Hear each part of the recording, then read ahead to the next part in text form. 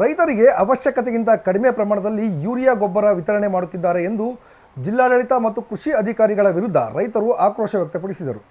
ಜಗಳೂರು ಪಟ್ಟಣದ ಎಪಿಎಂಸಿ ಮಾರುಕಟ್ಟೆಯಲ್ಲಿ ಪೊಲೀಸ್ ಬಿಗಿ ಭದ್ರತೆಯಲ್ಲಿ ಒಬ್ಬ ರೈತರಿಗೆ 2 ಪ್ಯಾಕೆಟ್ನಂತೆ ಯೂರಿಯಾ ಗೊಬ್ಬರ ವಿತರಣೆಯನ್ನು ಮಾಡುತ್ತಿದ್ದಾರೆ. ಆದರೆ ಈ ಗೊಬ್ಬರ ನಮ್ಮ ಬೆಳೆಗಳಿಗೆ ಕಡಿಮೆಯಾಗುತ್ತಿದೆ ಎಂದು ಆಕ್ರೋಶವನ್ನು ವ್ಯಕ್ತಪಡಿಸಿದರು. ಕೃಷಿ ಅಧಿಕಾರಿಗಳು, ಜಿಲ್ಲಾಧಿಕಾರಿಗಳು ಬೇಡಿಕೆಗಿಂತ ಹೆಚ್ಚಿನ ಪ್ರಮಾಣದಲ್ಲಿ ಗೊಬ್ಬರ ದಾಸ್ತಾನು ಇದೆ ಎನ್ನುತ್ತಿದ್ದಾರೆ. ಆದರೆ ಇಲ್ಲಿ ರೈತರಿಗೆ ಕಡಿಮೆ ಪ್ರಮಾಣದಲ್ಲಿ ಯೂರಿಯಾ ಗೊಬ್ಬರವನ್ನು ವಿತರಣೆ ಮಾಡುತ್ತಿದ್ದಾರೆ ಎಂದು ಬೇಸರವನ್ನು ವ್ಯಕ್ತಪಡಿಸಿದರು.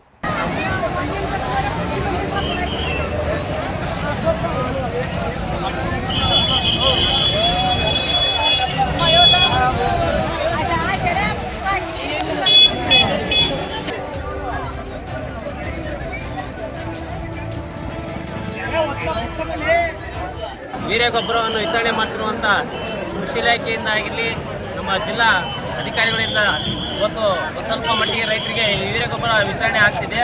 ಇನ್ನು ಸಾಕಷ್ಟು ರೈತರಿಗೆ ನಮ್ಮ ತಾಲೂಕಿಗೆ ಇನ್ನು ಯೂರಿಯಾ ಗೊಬ್ಬರ ಬೇಕಾಗಿದೆ. ಯಾಕಂದರೆ ಕೃಷಿ ಸಚಿವರು ಈ ರೈತರ ಕಡೆ ಒಂದು ಸ್ವಲ್ಪ ಗಮನ ಹರಿಸಬೇಕಾಗಿದೆ.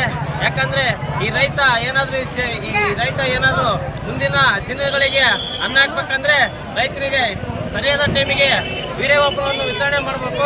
ಇಲ್ಲಾಂದರೆ ಮುಂದಿನ ದಿನದಲ್ಲಿ ರಾಜ್ಯಾದ್ಯಂತ ನಾವು ಒಂದು ಹೋರಾಟದ ಒಂದು ಕರೆ ಕೊಡಬೇಕಾದಂತ ಈ ಟೈಮಲ್ಲಿ ಒಂದು ಎಚ್ಚರಿಕೆ ಕೊಡ್ತಾ ಇದ್ದೀವಿ. ಇನ್ನು ಹಳ್ಳಿಗಳಲ್ಲಿ ಜನ ಬಂದಿಲ್ಲ. ಓನ್ಲಿ ಜಗಳೂರ ಕೆಲವೇ ಸುತ್ತಮುತ್ತ ಒಂದು 7-8 ಹಳ್ಳಿಗಳ ಜನಗಳು ಇವತ್ತು ಸೇರಿರೋದು. ಒಂದು ರೀತಿ ಇದು ಭೂತದ ಬಾಯಿಗೆ ಅರೆಕಾಸಿನ ಮಜ್ಜಿಗೆ ಇದ್ದಂಗೆ.